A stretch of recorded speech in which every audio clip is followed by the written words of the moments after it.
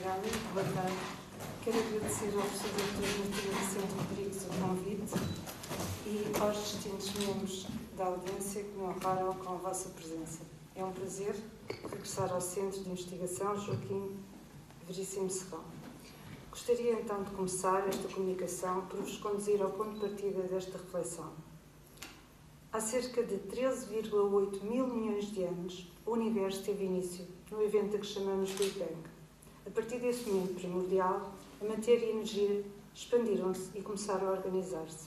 Com o tempo, formaram-se as primeiras estrelas e galáxias. E foi nesse vasto processo cósmico que surgiram as condições para o aparecimento dos sistemas planetários. Quando o universo tinha já mais de 9 mil milhões de anos, formou-se o Sistema Solar.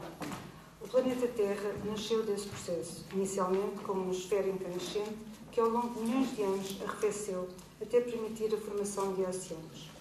E foi precisamente nesses oceanos primordiais que há pelo menos 3,5 mil milhões de anos surgiram os primeiros seres vivos conhecidos. A partir destas formas de vida simples, evoluíram todos os seres vivos que conhecemos hoje. Os seres humanos são apenas uma das espécies que emergiram nesta história profunda. Somos organismos multicelulares, pertencentes à espécie Homo sapiens, da família dos hominídeos e da ordem dos primatas. Estima-se que tenhamos surgido há cerca de 300 mil anos atrás, a partir de ancestrais comuns a outros grandes primatas. O que partilhamos com as outras espécies é, assim, uma origem comum, uma história evolutiva, uma estrutura biológica e o ecossistema partilhado. Todos os seres vivos são sistemas organizados, dotados de uma finalidade interna que os torna capazes de se manter no tempo. Para perseguir esta finalidade, é preciso que cada organismo reaja ao ambiente à sua volta, ajustando o seu comportamento às condições que encontra. No De Anima, Aristóteles fala do modo como todos os seres vivos têm uma forma de sensibilidade, mesmo que mínima, que lhes faz agir de acordo com o seu fim natural. Ele menciona as plantas como os seres que reagem à luz e ao calor, ainda que sem consciência, exibindo uma espécie de alma vegetativa, o nível mais básico da alma, responsável pelo crescimento, nutrição e reprodução. Os girassóis, por exemplo, viram-se na direção do Sol para aproveitar melhor a luz solar.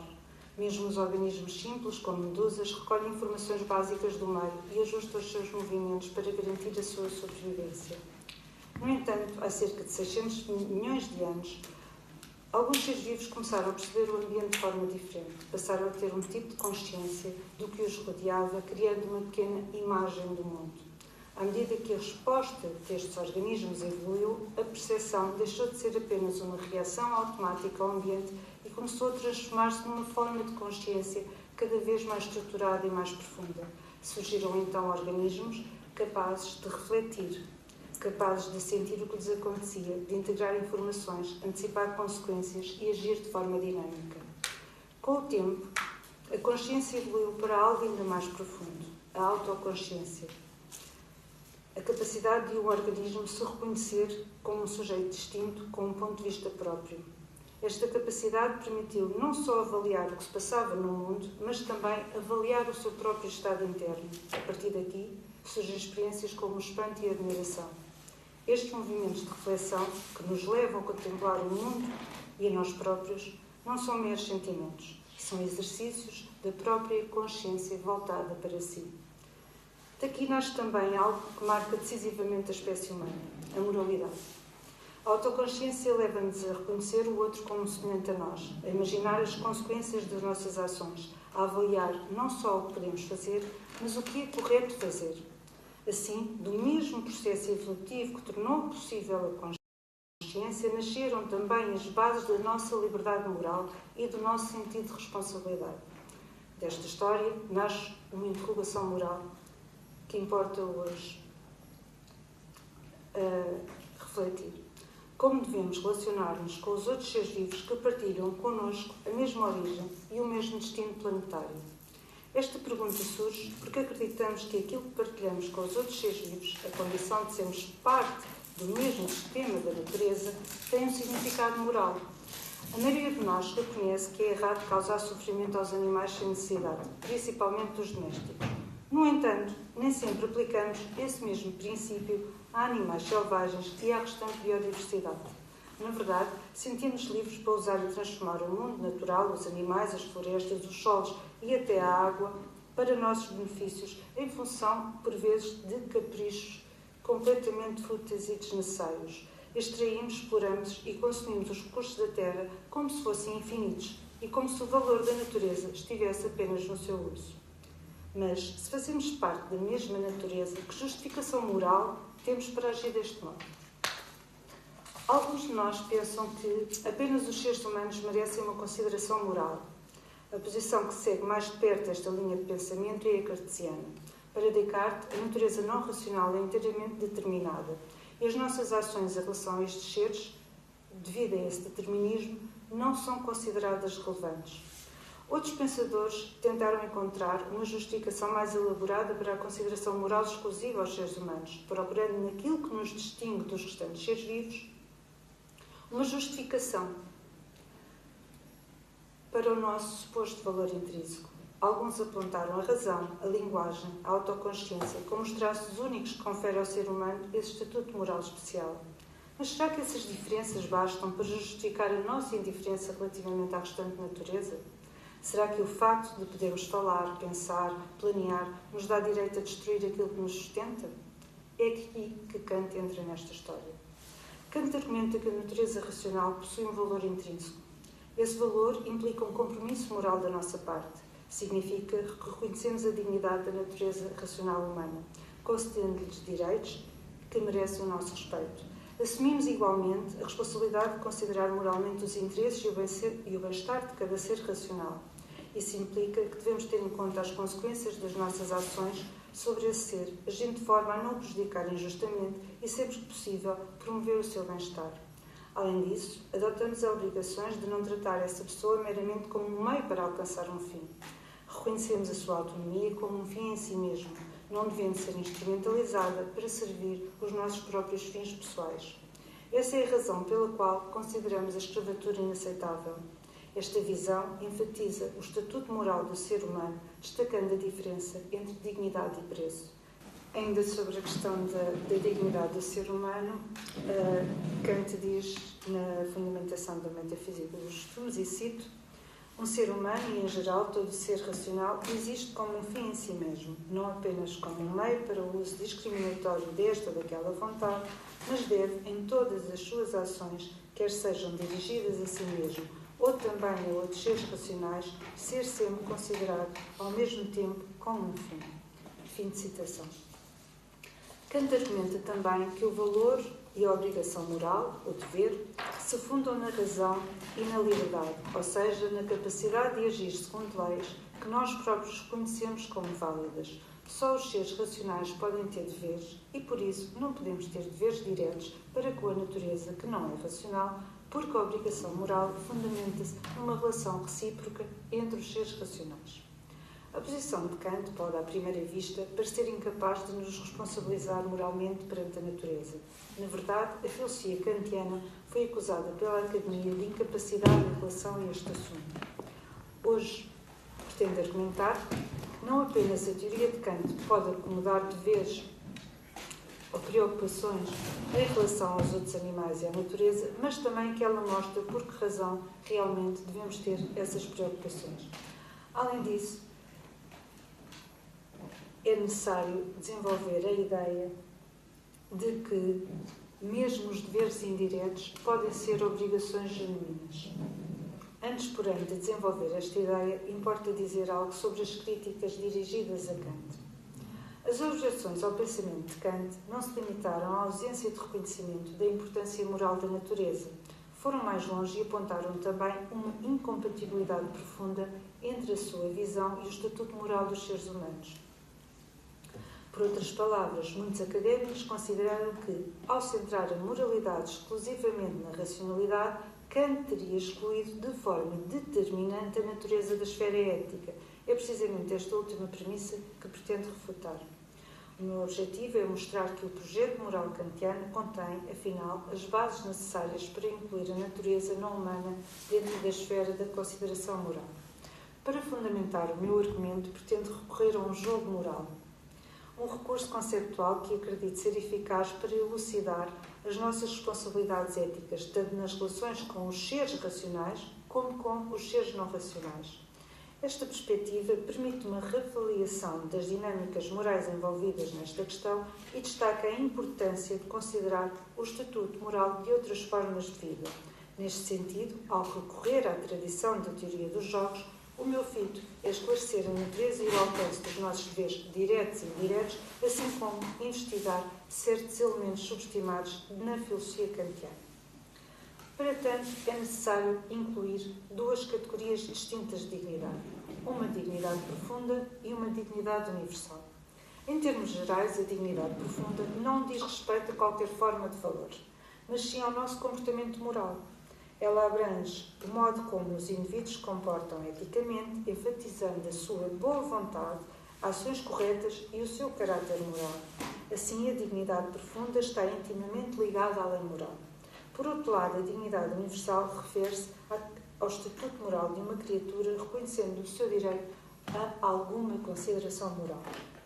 Tendo em conta estas duas distinções, devemos reconhecer que, para Kant, a ação ética está vinculada à obediência incondicional da lei moral, colocando-a acima de qualquer interesse pessoal.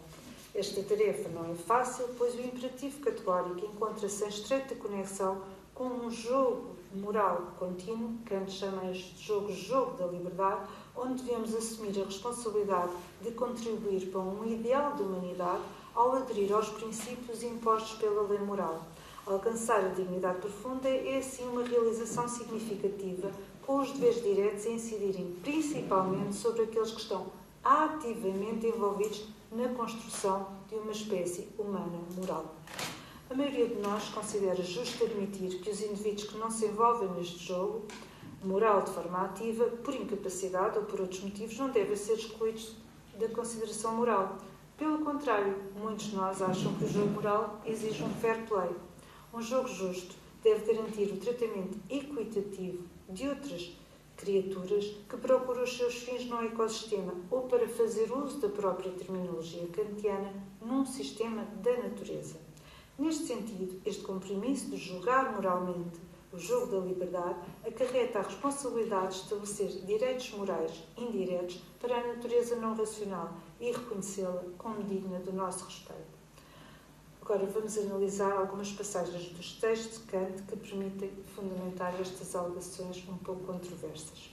Kant diz-nos, na crítica da razão prática, que, se a nossa razão apenas nos servir para alcançarmos os nossos próprios interesses egoístas, o nosso valor antropológico não se eleva acima da restante natureza. Passo a citar. Efetivamente, o facto de ter uma razão não o eleva em valor acima da mera animalidade se a razão lhe servir apenas para aquilo que o instinto realiza nos animais. A razão seria, nesse caso, apenas um modo particular que a natureza teria dado para equipar o ser humano para o mesmo fim para o qual ele destinou os animais, sem destiná-lo para um fim superior. Fim de citação. De acordo com estas palavras de Kant, se usarmos a nossa razão apenas para os nossos próprios interesses pessoais, estamos a usá-la como um instinto, como um análogo do instinto animal. No entanto, na sua visão, a razão deve ser guiada por fins superiores. E cito: sem dúvida, uma vez que essa disposição da natureza foi feita para ele, ele precisa da razão para considerar em todos os momentos o seu bem-estar e o seu mal-estar. Mas, além disso, ele tem uma razão para um propósito superior, nomeadamente não apenas para refletir sobre o que é bom ou mau em si mesmo, sobre o qual apenas a razão pura, não interessada sensivelmente, pode julgar, mas também para distinguir essa avaliação da anterior e torná-la a condição suprema da primeira. Ora, dentro do reino animal, Kant vê os seres humanos como animais. Kant afirma que se o único propósito da razão fosse atender às nossas próprias inclinações naturais, então não era pela razão que nos distinguíamos dos outros animais. O que nos diferencia é justamente a responsabilidade única de nos aperfeiçoarmos cumprindo os nossos deveres morais. Nas suas lições do semestre de inverno de 1793, nas notas de um aluno chamado Vigilantius, podemos ler, e cito: viver como animal, no sentido físico. Comparamos o comportamento humano com o dos animais, às vezes para a sua vantagem e às vezes para a sua desvantagem. Se significasse viver de acordo com os preceitos da razão, não nos diria mais do que fazer o nosso dever, porque é o dever e, portanto, é uma tautologia. Fim de citação. Nas suas lições sobre ética, Kant explora a necessidade de uma estrutura moral adaptada à natureza humana. Durante essa investigação, Kant identificou o impulso da liberdade, representando a capacidade de seguir a sua própria vontade, apesar dos obstáculos físicos. Notavelmente, ele estende esta análise para além dos seres humanos e faz uma observação surpreendente. Kant sustenta que o conceito de liberdade, neste sentido orgânico, não é exclusivo dos seres humanos. Cito: portanto, todos os animais são igualmente livres. Fim de citação. Esta afirmação implica que Kant reconhece uma forma de liberdade nos animais que é análoga à liberdade humana, embora limitada pelos seus instintos naturais. Kant sugere que os animais, tal como os seres humanos, têm uma vontade que os impulsiona a agir de acordo com os seus próprios fins. No entanto, ao contrário dos humanos, os outros animais não têm a capacidade de raciocinar sobre as suas ações e sobre as implicações morais das suas escolhas. Nesse sentido, Kant afirma que a nossa autonomia se assemelha à dos outros animais quando nos desviamos da lei moral. Ele concede uma forma especial de liberdade aos seres humanos que, como agentes racionais, agem de acordo com a lei moral. Nesse sentido, a dignidade profunda que Kant destina apenas aos seres humanos parece estar intimamente relacionada com a motivação de agir moralmente. Kant escreve o seguinte na Crítica da Razão Pura. Cito: o mundo deve ser representado como tendo surgido de uma ideia, se é para concordar com esse uso da razão, sem o qual nos consideraríamos indignos da razão, nomeadamente o uso moral, que depende inteiramente da ideia do sumo bem. Fim de citação. Esta passagem parece indicar que existe um uso indigno da razão. Podemos usar a mal a nossa razão. Nesse caso, o nosso comportamento seria sem dignidade. Suponhamos que alguém nos questiona por que motivo devemos tratar todos os seres humanos como fins em si mesmos. A resposta não deveria ser porque eles têm dignidade, mas porque queremos ter dignidade. Ou porque queremos agir com dignidade. O processo kantiano passa por assumir ativamente, na nossa própria pessoa e na pessoa dos outros, um ideal de humanidade, uma humanidade moral. O mesmo argumento deve ser usado para a natureza não racional. Caso contrário, o imperativo categórico não é verdadeiramente universal. Quando consideramos o que a racionalidade deve ser, assumimos como essencial que ele expresse a nossa capacidade para a humanidade e não o contrário. As pessoas não se estabelecem como fins de uma forma racional de orientação moral, porque sem a moralidade, a dignidade kantiana que eu estou a explorar nesta comunicação deixaria de existir. Em vez disso, o ser humano seria simplesmente um mero fenómeno no mundo natural. Ao longo da história que inicialmente que teve início nesta comunicação, Kant escreve na segunda crítica, e cito: o ser humano é um ser com necessidades, na medida em que pertence ao mundo sensível, e até esse ponto a sua razão tem certamente uma tarefa indeclinável de se preocupar com o interesse da sua sensibilidade que não pode recusar, para atender aos seus interesses e formar máximas práticas com vista à felicidade nesta vida e, quando possível, a uma futura vida também. No entanto, ele não é tão completamente um animal indiferente a tudo o que a razão diz por si mesma e a usa meramente como uma ferramenta para a satisfação das suas necessidades enquanto um ser sensível. Fim de citação.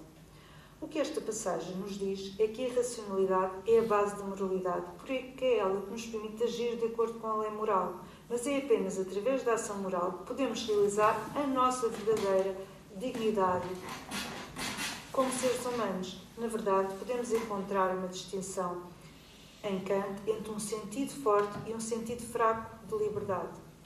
O sentido fraco é apenas a ausência de coerção externa. O sentido forte é o estado positivo de um ser racional governado pela sua própria boa vontade. Kant afirma que apenas esta versão mais forte, mais robusta da autonomia pode fundamentar a dignidade profunda que eu estou aqui a explorar. Esta dignidade profunda encontra-se relacionada com o que Kant chamou, na antropologia, de um ponto de vista pragmático, de caráter moral. E cito: o ser humano, consciente de ter um caráter no seu modo de pensar, não o tem por natureza. Ele deve adquiri-lo sempre. Pode igualmente afirmar-se que a formação do caráter funciona como uma espécie de renascimento, uma certa solenidade de fazer um voto a si próprio, o que torna a resolução e o momento em que essa transformação ocorreu inesquecíveis para ele, como o início de uma nova época. Fim de citação. A questão da consciência reflexiva é importante para este argumento. Um ponto central parece ser o que o ser humano que não age moralmente não está verdadeiramente consciente de ser um ser humano. Ter um caráter moral é uma questão de autoconsciência, o resultado da nossa vontade de sermos agentes morais, e é por isso que inspira respeito. Muitos de nós sentimos respeito por uma pessoa que age em consonância com as suas convicções morais e sentimos pena ou vergonha, ou por vezes raiva quando uma pessoa age de uma maneira imoral. Consideramos a primeira como tendo um caráter moral. Sobre este assunto, Kant escreve na Crítica da Razão Prática, e cito: perante um homem humilde, em quem percebo uma retidão de caráter num grau mais elevado do que estou ciente em mim mesmo, o meu espírito curva-se. Fim de citação. Se entendermos o caráter moral como um análogo da dignidade profunda, concluímos que a dignidade profunda não depende do que a natureza faz de nós, mas do que nós fazemos de nós mesmos. Quando moldamos intencionalmente o nosso caráter de uma forma moral, isso deve inspirar respeito. Até agora a história centrou-se no desenvolvimento da dignidade profunda, que diz respeito ao caráter moral de uma pessoa que age de acordo com a lei moral. No entanto, Kant também analisa esta questão a partir de uma perspectiva coletiva, considerando o caráter moral da espécie como um todo. Ele sugere que, quando vista coletivamente como espécie, a humanidade deve procurar continuamente a melhoria moral dentro de um quadro semelhante a um jogo.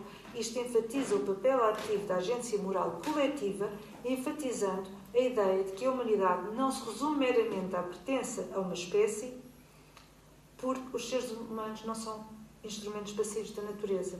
Nessa medida, a dignidade estende-se à vontade moral da nossa espécie dentro do reino animal, implicando necessariamente o dever de reconhecer a dignidade universal dos outros animais. É aqui que a teoria dos jogos entra nesta história. Eu quero recorrer a esta teoria para expor um ponto que eu acho que é digno de nota dentro do sistema filosófico kantiano. Em 1950, John Nash introduziu um conceito chamado de equilíbrio, onde todos os jogadores racionais maximizam os seus benefícios individuais, considerando as possíveis interações com os outros jogadores racionais. O exemplo clássico do que John Nash tinha em mente é o dilema do prisioneiro, onde cada jogador enfrenta a escolha de cooperar ou não cooperar. De acordo com o equilíbrio de Nash, a estratégia dominante será sempre a maximização da recompensa individual, independentemente das escolhas dos outros. Esta é a verdadeira escolha racional, segundo Nash. Ora, a filosofia moral kantiana diverge completamente desta perspectiva. O imperativo categórico não se baseia no interesse pessoal, porque Kant argumenta que o caráter tem valor intrínseco e está acima de qualquer preço. É a nossa obrigação agir de acordo com a lei moral, independentemente do seu efeito sobre o nosso bem-estar. Esta ênfase no dever e na importância de agir por respeito aos princípios morais, independentemente das consequências para nós, é uma característica distinta do jogo moral kantiano. Na situação descrita pelo dilema do prisioneiro, os kantianos e as kantianas vão escolher sempre seguir o imperativo categórico, mesmo que a recompensa não seja o melhor em termos de utilidade. Ao escolher seguir o imperativo categórico, adquirimos uma dignidade profunda como recompensa. É neste tipo de compromisso que as pessoas racionais devem estar interessadas, e não na maximização de recompensas individuais. Os deveres diretos são, assim, obrigações que os indivíduos racionais devem diretamente uns aos outros, e os deveres indiretos surgem de deveres diretos e dependem de algo devido a seres racionais, mas estão realizados através de ações que envolvem seres não racionais. Parece um pouco confuso, mas não é.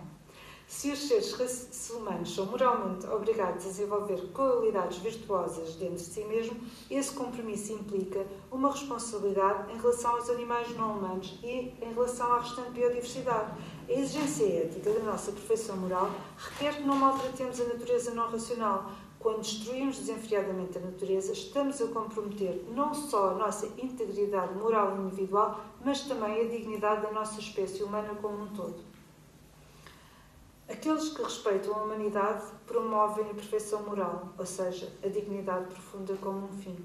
Kant deu o nome humanidade a esta perfeição moral. Dentro do contexto do jogo moral, a dignidade profunda surge apenas se for baseada numa obrigação moral. E cito: portanto, nada mais firme ou mais certo pode ser pensado em qualquer ciência do que a nossa obrigação para com as ações morais. É apenas ao colocar o seu fim nelas que ele, o agente, se torna um ser humano. Sem elas, ele seria um animal ou um monstro. Fim de citação. As obrigações morais das pessoas racionais estão interligadas com a bondade dos seus motivos. Kant deu um nome a esta bondade dos motivos, boa vontade. Os jogadores morais têm a responsabilidade de estabelecer os princípios éticos que dizem respeito aos animais não racionais através de um foco nas máximas kantianas. Tal como Kant argumenta, a forma universal do imperativo categórico expressa a forma da lei e a fórmula da humanidade expressa a sua matéria. Ora, no que diz respeito à forma da lei, maltratar os outros animais nunca poderia ser uma lei universal da natureza. Quanto à matéria da lei, a ideia de um fim não é representada como um fim em relação aos seres humanos, subjetivamente, mas como um fim objetivo, como um ideal de humanidade. Que a humanidade existe em infligir dor aos outros animais e em destruir a natureza. Ora, há pouco argumentei que Kant reconhece o nosso lugar dentro de um sistema da natureza e a cooperação deve estender-se às interações com o ambiente natural. Falhar em cooperar com o mundo natural seria irracional, pois isso prejudicaria os recursos compartilhados. Este facto é evidente para todos nós e não requer argumentação adicional. Além disso, o jogo moral kantiano encontra-se alinhado com o princípio do fair play. O princípio do fair play pode ser interpretado como uma questão de justiça. É uma exigência de justiça que se aplica a todos os seres vivos que procuram os seus fins. Embora a crítica da razão prática não reconcilie a natureza e a liberdade, Kant considera que resolveu essa questão na crítica da faculdade do juízo. Nesta última crítica, Kant afirma que há na natureza uma subordinação de géneros e de espécie que nós podemos compreender e enfatiza que as leis da liberdade comandam não apenas a autonomia, mas também a autonomia, que é a harmonia entre a natureza e a razão. Sobre este assunto, Kant escreve o seguinte, e cito...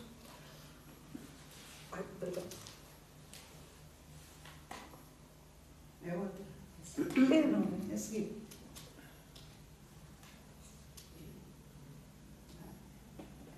é esta, exato.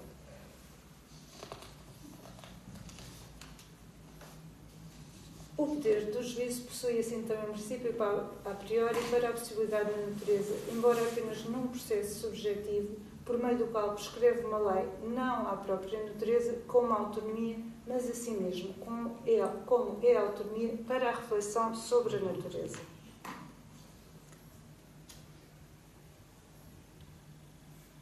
Kant adotou uma visão holística, enfatizando a necessidade do ser humano coexistir em harmonia com a natureza, em vez de dominá-la com a sua vontade. Esta perspectiva está em plena consonância com a posição pré-crítica kantiana que destaca a importância dos seres humanos se adaptarem à natureza. E cito: o ser humano deve aprender a adaptar-se à natureza, mas ele quer que a natureza se adapte a ele. Fim de citação. De acordo com Kant, os humanos devem exigir o mínimo da natureza e quanto maiores forem as suas exigências, mais infelizes eles se tornam. A perfeição humana reside na capacidade de prosperar com poucos recursos. Cito: uma vez que o ser humano requer pouco da natureza, quanto mais ele requer, mais miserável ele é. O ser humano é perfeito na medida em que pode prescindir, mas ainda tem muito poder para promover as necessidades e as felicidades dos outros. Fim de citação.